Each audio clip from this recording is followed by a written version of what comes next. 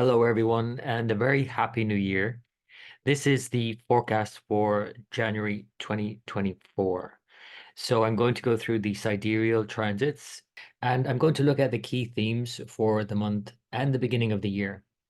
As we look into 2024, I do think that there is a more hopeful and optimistic tone.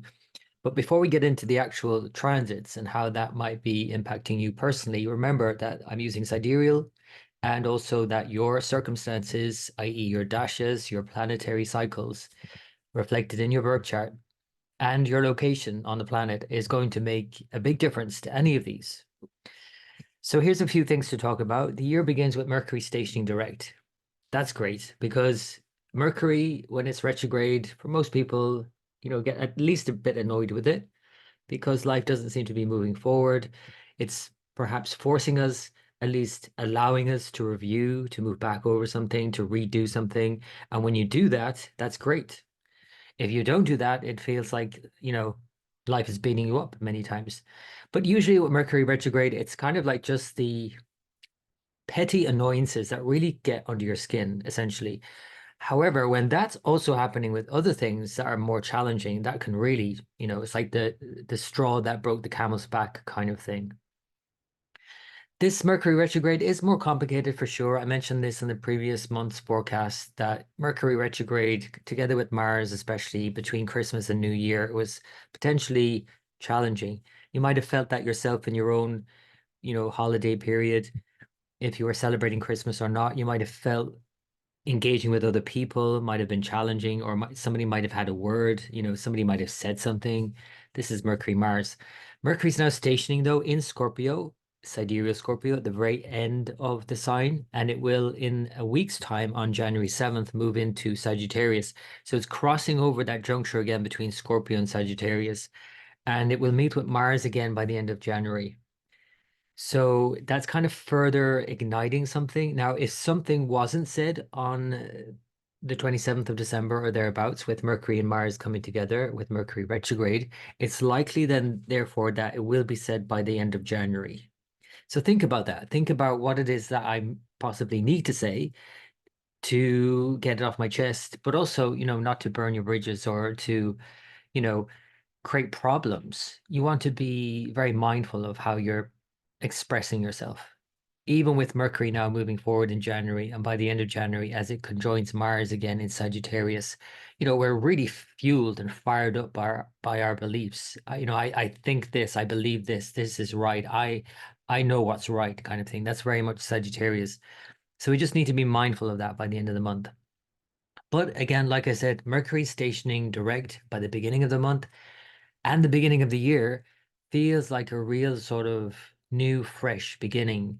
And then again, moving into Sagittarius, where it will trine with Jupiter in Aries and it will join Mars and the Sun. This all feels very fresh and vibrant and optimistic. Now, there are other things that are showing that it's a bit more somber, I would say, by the beginning of the month. And that is essentially Venus and Mercury, because Mercury, remember, is in Scorpio now, but especially Venus, which is exactly squared Saturn. So although there are overall more positive vibes, and we all might feel more inspired in our actions and our choice of actions, and those actions further fueling inspiration and enthusiasm, all of that sounds lovely, except for this Venus Saturn square, which just feels a bit of a damp blanket really on all of it. And so we might feel less amicable, I've written here. And it may be that it's a great thing, though, for our personal goals and our New Year's resolutions, or what I prefer to do for the new year, and that's set intentions, not resolutions.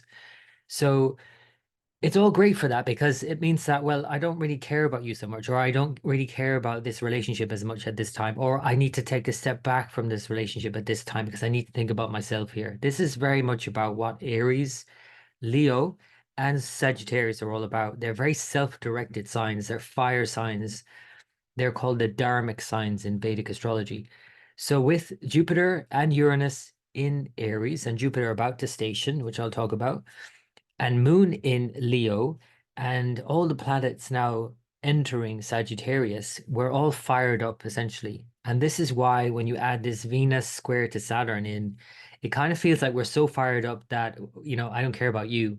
Now, the thing is, of course, as we can see what's happening in the world, this could intensify wars because Sagittarius is very warlike. It's very fired up about its beliefs and what it believes to be right. But we all have our what is right for us. It's very subjective, Sagittarius. So we can easily get into fights with Mars moving through Sagittarius and now being joined again by Mercury, even if it's been helped out by Jupiter in Aries. But in another way, Jupiter in Aries is actually adding to it. It's adding fuel to the fire. And then conjoin Uranus, which is about to station direct also by the end of January. This kind of further intensifies the sort of essentially warlike signs. More than any of the signs, if you think about it, Aries and Sagittarius are very warlike. And the fact that their rulers, Mars and Jupiter, are in an exchange. They're exchanging signs. Mars is in Sagittarius, Jupiter's in Aries. So they're cooperating in a way, but in another way, it depends on the sign, of course, and your chart specifically. But in another way, they're cooperating, but then also it makes it easier in a way for something to escalate. And this is what we're seeing at the moment. It's like things can really get ramped up to the point where it gets out of hand very quickly. And that's one of the downsides of both Aries and Sagittarius in a way, because Aries is sort of like act first, think later. Sagittarius really thinks deeply about things, but it thinks so deeply about things in a very subjective way that it's so much what I believe to be true without taking a more objective route, which is what Capricorn, the next sign, is all about, which we'll get to eventually. So it definitely it's a heated, fiery time to start the year. And that is, like I said, very positive for us personally because we can really be fired up about our New Year's goals and all of that. But again, globally, everybody's fired up and quite literally in terms of wars. Prepare for the worst, but hope for the best. And this is essentially the journey from Scorpio to Sagittarius anyway. This is where a lot of the planets are moving through now in January or have moved through. And so there's this sense of anticipation that's building now that Mercury is hovering between these two signs. So anytime Mercury stations direct anyway, there's a heightened sense of anticipation of things, excitedly, prepared to be, moved forward. Everything sort of hangs in the air in a way. And that's exciting, unlike the Mercury retrograde station, which feels more like it's getting backed up and, frustrating. This feels more exciting. Things are moving forward. But again, prepare for the worst, hope for the best is probably the best phrase for this entry into this new year. So by mid-month, then things change as they do every mid-month, and that is that the sun, according to the sidereal zodiac, moves its sign, and so it moves into Capricorn by mid-January, and this brings a more sober tone for sure. I mean, Sun in Sagittarius, like I said, is fired up. And we really need to plug into that in the beginning of the month for the first 2 weeks, because unless we're actually really fired up and inspired by what we're doing, we're not going to actually stick with it for the long haul, which is what Capricorn and subsequently Aquarius is all about. And because we have Saturn in Aquarius, where the sun will meet it later on in the spring, really from mid-January until mid-February, this is like the long haul. This is the long trek that we're on now. And again, unless we're really fired up and really feeling inspired and we're doing something on purpose and something that is meaningful to us individually, we are not likely to follow through and do what it takes to get that thing done, which is what Capricorn is all about. So this is when the new year, in a way, begins in earnest, and you might notice this every year. Every year you make your New Year's resolutions, and by the mid-January period, you're like, okay, that didn't work out, really, did it? So this is the thing. By the end of January, we kind of really know about what we're going to stick with and what we're going to drop. Venus moves in and joins Mercury and Mars in Sagittarius. This happens by 18th of January, crossing this quote unquote gap. So this is more, again, fired up in a way. And in a way, it's a better position for Venus than Scorpio, where it's said to be in its detriment. It's opposite its nature in Taurus. Scorpio brings up a lot of fear, whereas at least Sagittarius brings up, again, a lot more inspiration. Now, the pitfall of that for any planet, in fact, moving through Sagittarius, fired up by Jupiter in Aries, could be this sort of so fired up that it's not in any way realistic. Sagittarius again thinks big, has big ideas, big ideals, and the bar is set really high. And for Venus-related things, whether it's relationships, whether it's enjoyments, money issues, whatever it may be, whether it's communication issues around Mercury, whether it's actions around Mars, whatever it is, everything is set so high that sometimes we need to kind of think about that as then they move into Capricorn and the bar is kind of like lowered a bit, or we work hard and rise up to that expectation. Now we have to think about that in the next few weeks, of course, and think about that journey from Sagittarius to Capricorn. And in a way, again, setting out on this journey now in this new year, we really have to think more about what inspires us in the first place. Because if we're not really fully doing something on purpose and finding that inspiration, we're not going to see it through. We're really not. So things are going to move forward one way or the other. This is what's happening. Planets are always moving, even when they're moving retrograde, they're always moving. The sense of moving back is kind of a misnomer. We never move back in a way. We're always moving forward. We just might do so more in review mode, but we're always moving forward, and things are going to feel like they are moving forward more and more in January.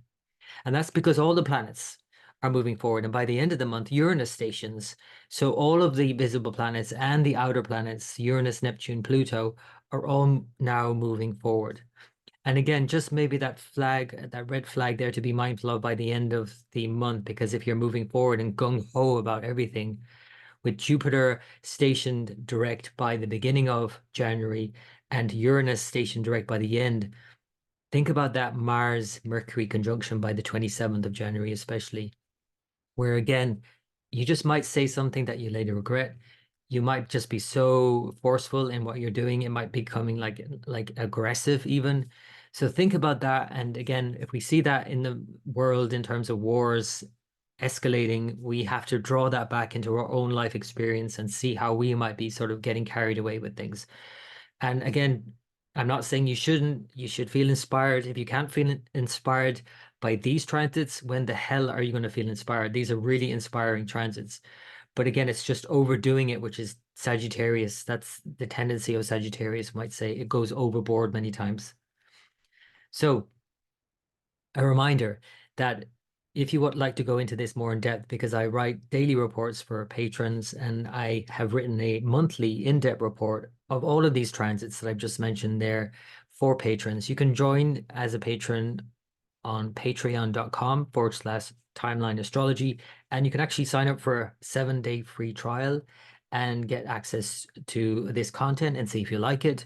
And I don't like anyone joining as a patron who won't enjoy it. So this free trial is really great for people to kind of hop on, see if they like it. If you don't, hop off. It doesn't matter. I don't mind. But again, like I said, I will be doing a longer 2 hour, in fact, forecast for 2024, going through all these major transits for the year. I've done separate sign-based forecasts, which you can download on my Patreon page, and I'm going to share that with you now as well. But if you would like to join me for this 2 hour presentation, it's on January 14th from 7 to 9 p.m. Greenwich Mean Time, Universal Time. And it is for patrons only, so you'd have to join as a patron. You could consider joining on a free trial. That's one option. Or you can join and stick with it for a month. It's just $5 a month.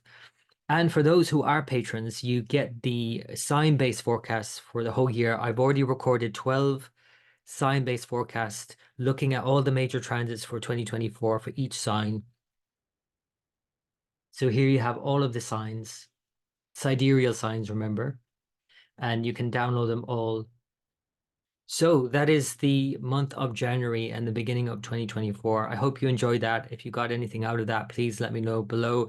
If you have any questions about any of that, I would love to hear your questions or your comments about any of those transits, your experience. It's always nice to share. And until next time.